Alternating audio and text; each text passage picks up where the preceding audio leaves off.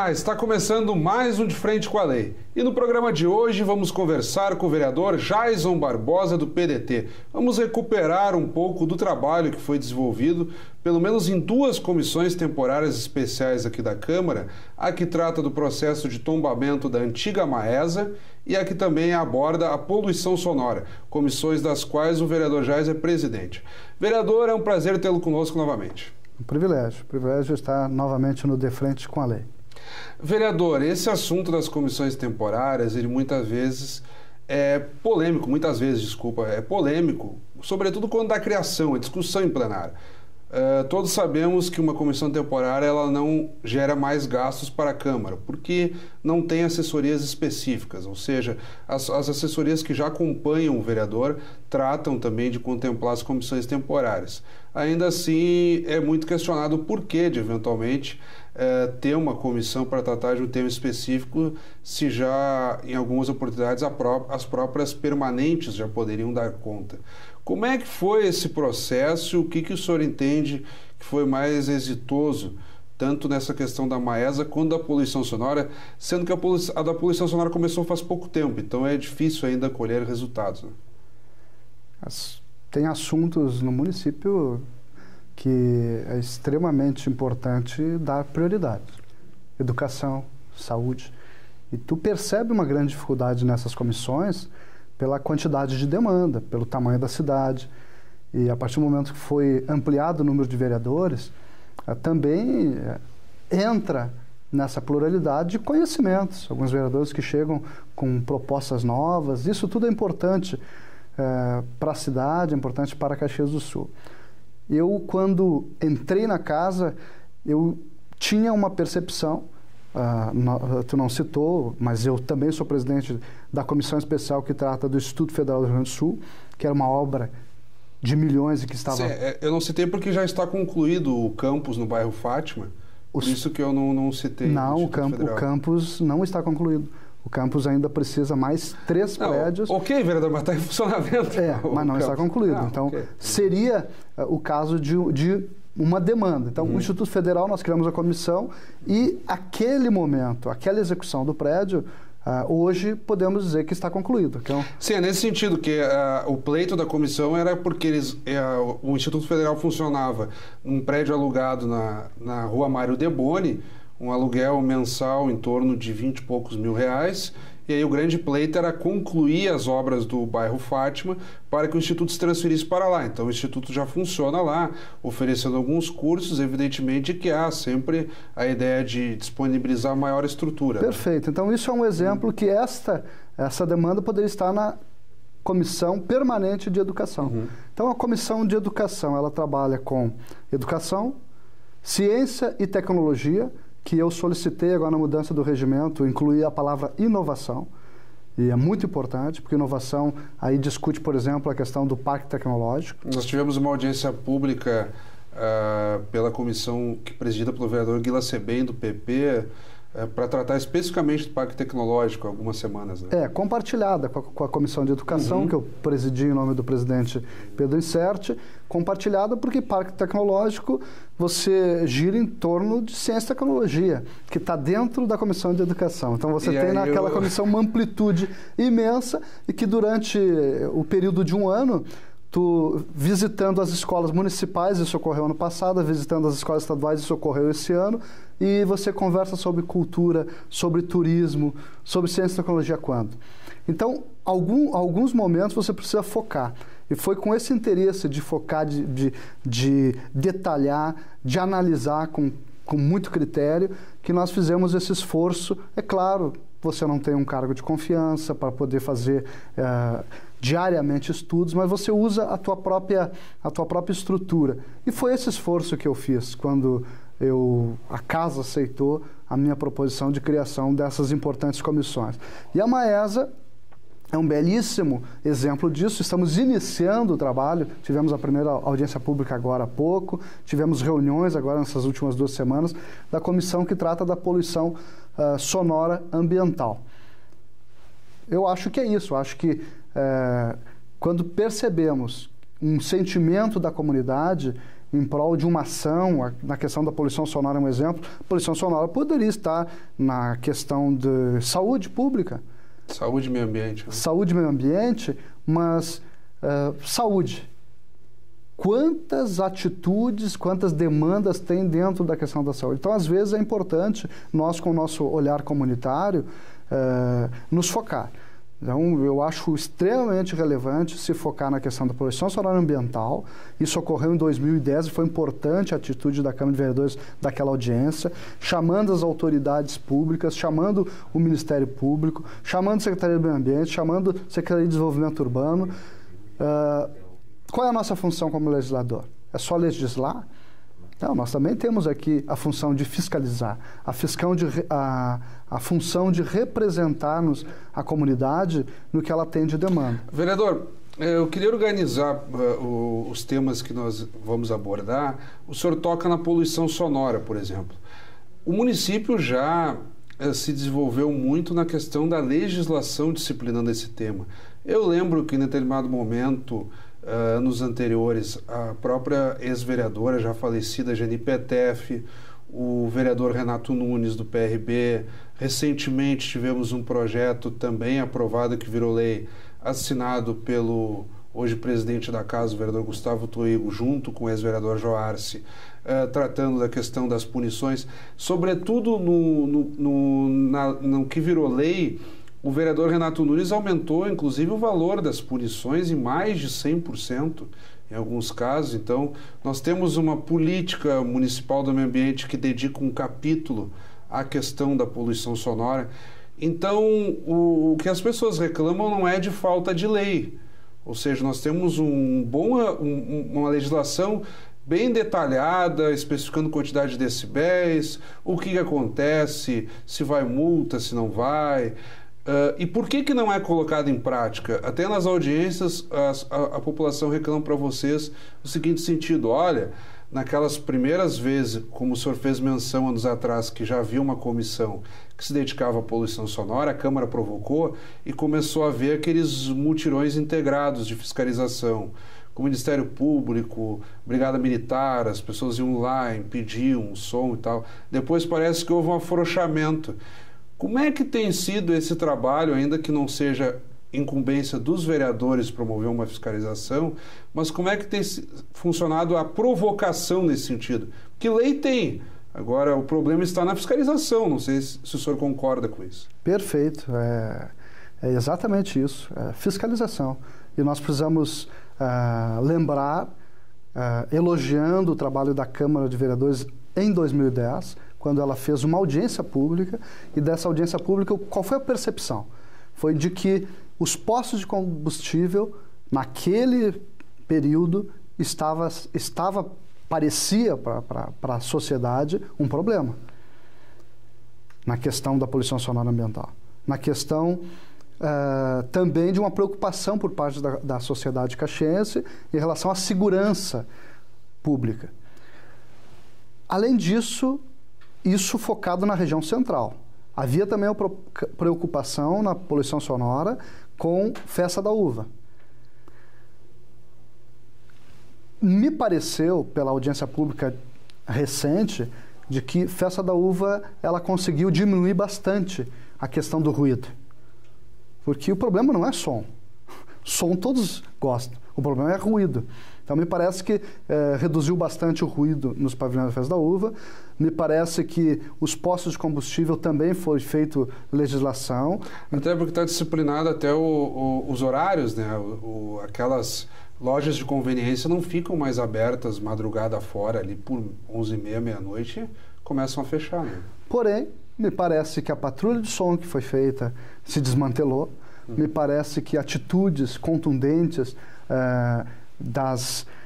dos órgãos públicos responsáveis, desenvolvimento urbano, desenvolvimento econômico, meio ambiente, também foram lentamente se desfazendo, talvez acreditando na lei, e infelizmente a nossa sociedade, a nossa comunidade, muitas vezes parece se descuidar da própria família, dos filhos, e falta educação. Então, é importante nesse momento nós juntos, e é isso que nós estamos procurando fazer, é criar alternativas de diálogo com a comunidade, diálogo com as famílias. Então, a Secretaria do Meio Ambiente, o Ministério Público, a Brigada Militar, a Patran, Desenvolvimento Urbano, todos nós estamos pensando em criar, então, através de um projeto... Retomar essa patrulha de fiscalização que se chamava popularmente a Patrulha do Som, né?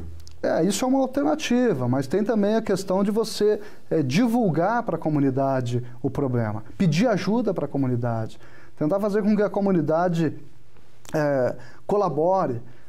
Afinal, durante a audiência pública, muitas pessoas perguntavam: se você vai fazer ruído na frente da casa do vizinho, fique na frente da sua casa. Volto a repetir, o problema não é o som de uma boate, o problema não é o som de uma igreja, não é o som de um centro comunitário, o problema é o ruído. E quando é o ruído, isso se transforma em baderna. Parece que o que mais tem preocupado são os chamados carros de som. E aí muitos estão saindo do perímetro urbano e rumando para a área rural, que também causam muitos problemas. Por exemplo, uns citaram a Lagoa do Desvio Risco, que não chega a ser área rural, mas que é mais afastado um pouco da parte mais urbanizada. É área rural. Pode chamar então de área rural. Enfim, a Lagoa do Desvio Risco e depois o interior mesmo. Aí, imediações de Vila Seca, dos distritos realmente, que aí o sujeito pensa assim, não, estou no meio do mato, então aí fazem aquelas festas com os carros de som a toda altura, e era um detalhe que o senhor mesmo chamava atenção numa das reuniões, que o perímetro aberto, a área totalmente aberta, ela não tem edificações que rebatam ou que sirvam de barreiras para o som, então a difusão fica ainda maior. E aí não é porque haverá algumas propriedades ou poucas casas que daí pode sim fazer o som. Eles também têm que ser respeitados. Aquelas pessoas que residem na área rural precisam ser respeitadas, estão lá e não têm obrigação de ouvir som a toda altura, né? O cidadão que é delinquente, que é marginal, que é o baderneiro, esse cidadão, ele não vai estar preocupado quando ele cria um local para eventos, uma boate, um restaurante, e ele coloca nesse ambiente som, ele não está preocupado, se ele não é do bem, em fazer ruído para os vizinhos.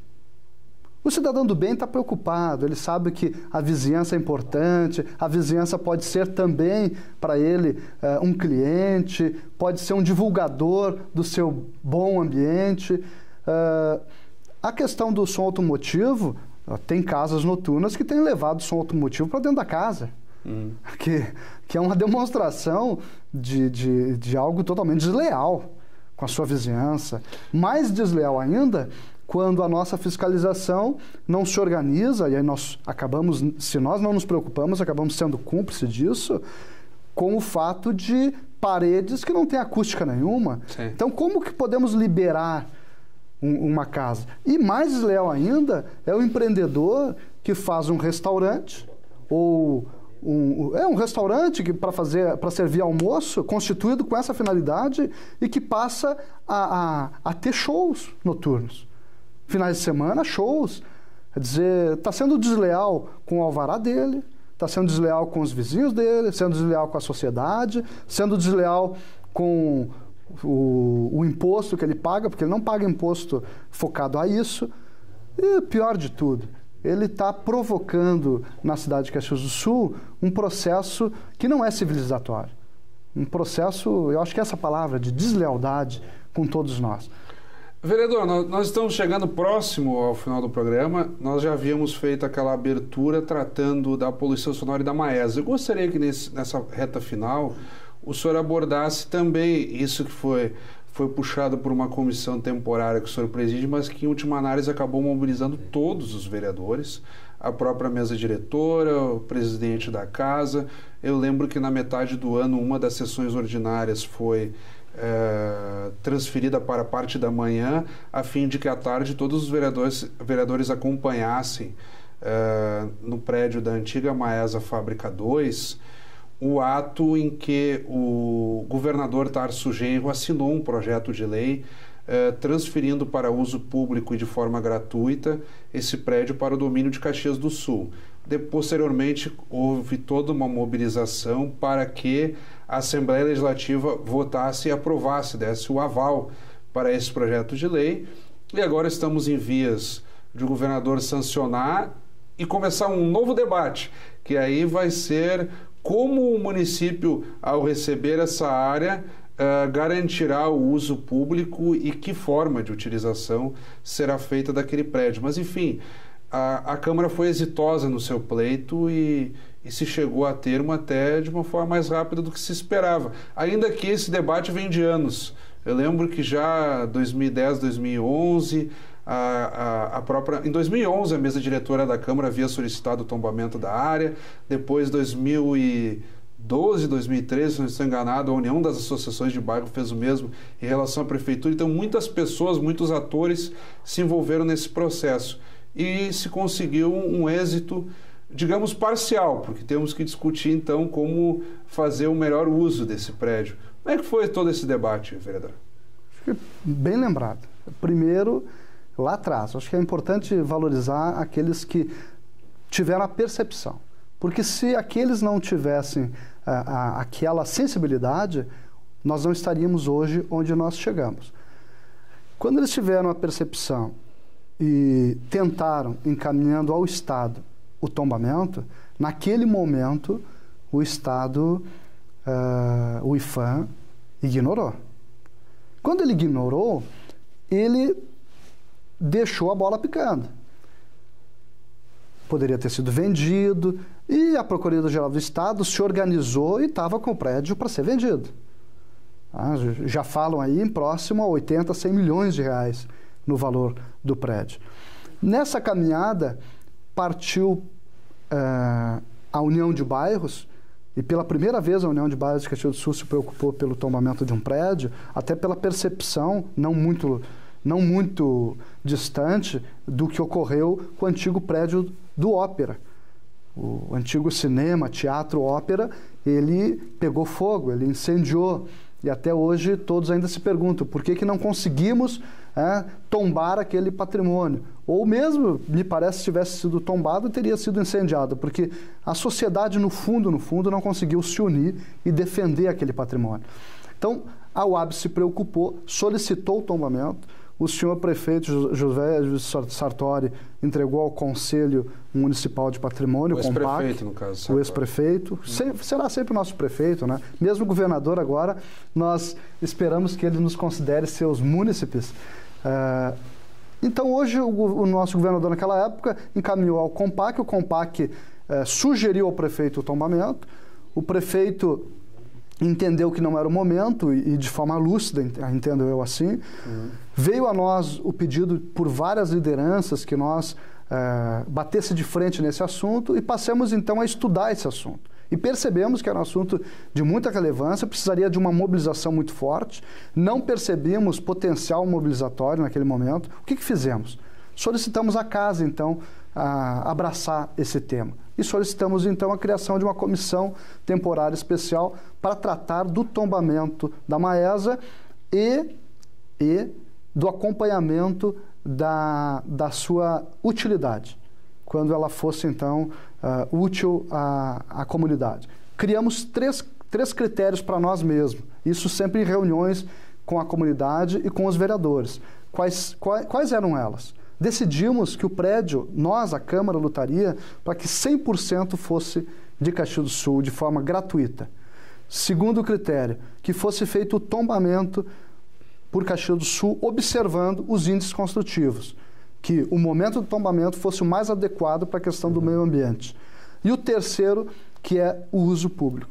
E a partir daí, visitamos todas as principais entidades de Caxias do Sul, entre essas grandes, o UAB, Câmara de Indústria e Comércio, CDL, os principais sindicatos, trabalhadores e patronais, as escolas de Caxias do Sul, universidades de Caxias do Sul, faculdades, E construímos uma parceria, unificação e passamos a liderar isso tudo, sempre nos focando nos momentos adequados e certos. O governador vinha em Caxias do Sul, nós nos preparávamos para entregar um documento sério, com legitimidade, compartilhado.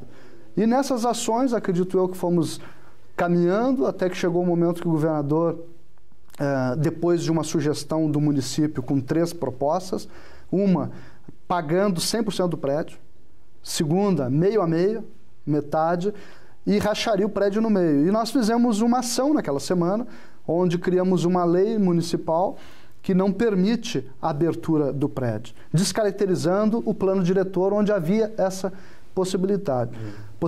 A partir disso tudo, o governador, então, veio até Caxias, disse que não sabia de toda essa história, todo esse carinho pela população, pelo patrimônio, e o patrimônio, então, foi passado por ele para a Assembleia Legislativa em um projeto de lei 167/2014. E aí virou uma romaria, porque a Assembleia não aprovava, não colocava em discussão, então passei a ir até Porto Alegre, nas reuniões da Assembleia, até que conseguimos que a CCJL tivesse quórum, depois de um mês sem quórum, justamente quando era a nossa pauta.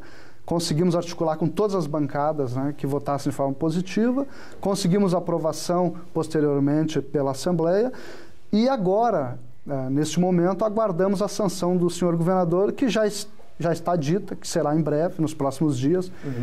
E a partir desse momento, então, entregarei, quando o município estiver com a posse, entregarei ao senhor prefeito todos esses relatórios, todo esse histórico e de todas as 4 audiências públicas. Porque aí será o próximo passo, é o tombamento no âmbito do município, do prédio, e aí sim um debate com a comunidade, que o prefeito Alceu Barbosa Velho, pelo menos nas vezes em que tratou do tema, sinalizou nesse sentido, né? Que quer ouvir a população sobre como melhor utilizar esse patrimônio que é de Caxias do Sul e que passeia ainda mais de Caxias na medida em que se oficializar essa doação para uso público sem custos por parte do governo do estado para o município de Caxias do Sul. Vereador, estamos além do nosso tempo, eu não quis interromper o seu raciocínio. Foram temas muito importantes que tratamos aqui, acredito que a população também se preocupa e tem sido uma preocupação ainda maior a questão da poluição sonora, porque ela se reflete já no dia a dia, não que a Maes não seja importante, talvez seja até mais importante, mas a poluição sonora tem perturbado diariamente a população. Eu lembro que recebemos aqui no âmbito da sua comissão, eu acompanho como jornalista da casa, moradores do bairro São Leopoldo, que trouxeram um quadro alarmante. Começam nos carros de som, na perturbação, envolve alcoolismo e muitas vezes algumas pessoas descambam para a violência e até casos mais graves, suscitando assassinatos, enfim. Então a poluição sonora ela tem sido quase que um provocador de um encadeamento de prejuízos para a população. Fica o espaço para que o senhor toque brevemente num ponto que não abordamos até aqui e faça as suas considerações. Não, eu faço questão de permanecer nesses 2 temas, agradecer a oportunidade novamente, estar aqui com vocês, dizer o quanto é importante esse programa, a comunidade estima, quando nós estamos nas ruas, a comunidade fala, algumas vezes nos critica, algumas vezes nos elogia, mas eu carrego comigo um grande orgulho pelo trabalho que estamos fazendo na Câmara de Vereadores, pelas discussões e debates que temos aqui na Câmara, e vocês propiciam que esse trabalho seja divulgado. Então, muito obrigado. Nesse final de ano, nós temos aí o Natal, e eu acho que o Natal é um momento de reflexão. E a violência, seja ela com patrimônio público, seja violência com descaso, nós temos hoje locais em Caxias do Sul, o antigo INSS, que está lá abandonado. Eu acho que eu posso não estar aqui fazendo a revolução, mas eu dando a minha contribuição, eu posso encerrar esse ano feliz e orgulhoso, chegar na minha casa, minha família, abraçar ela feliz, dizendo, pô, a minha contribuição dentro. Então, eu acho que o presente de Natal para a sociedade caxiense, que o governador está trazendo, ele não é só oriundo do governo do estado, ele é oriundo de um trabalho por parte do município, por parte desta casa, de todos os representantes de entidades. Então, Me orgulho muito de liderar essa caminhada. E na questão da poluição sonora, eu digo para todos que nos assistem que nós tentamos ir ao encontro da comunidade e fazer o diálogo ao extremo. Nós não queremos de forma alguma que aquele que gosta de som automotivo, aquele que gosta da casa noturna, aquele acha que nós somos contra qualquer tipo de atividade. Pelo contrário, somos extremamente a favor. Somos contrário ao anarquismo, somos contrário à baderna, somos contrário àqueles que não querem respeitar a paz. E Natal é paz, final de ano é paz, é reflexão. Eu acredito que estamos aí num final de ano, concluindo uma caminhada de mais um ano com muito trabalho, e quando esse trabalho traz resultados, acho que é positivo. Está de parabéns toda a casa, está de parabéns a mesa diretora. Nós temos aí ainda o tombamento do Prédio da Maesa para acontecer. Eu tenho certeza que o prefeito vai cumprir esse já compromisso dele. Temos também aí agora um estudo, e eu acho que é assim que eu quero concluir o programa. Acho que o estudo técnico, um belíssimo planejamento sendo feito, nós teremos, talvez para daqui 1, 2, 3 anos, aquele prédio não um presente de Natal, um presente que fique para Caxias do Sul, para toda a história aí, para os nossos filhos, netos poderem usufruir através de conhecimento do que é Caxias do Sul, da história, do trabalho, do empreendedorismo. Nós é que lhe agradecemos novamente, vereador. Conversamos então com o vereador Jaison Barbosa, do PDT. Obrigado pela audiência, continue acompanhando a nossa programação e até o nosso próximo encontro.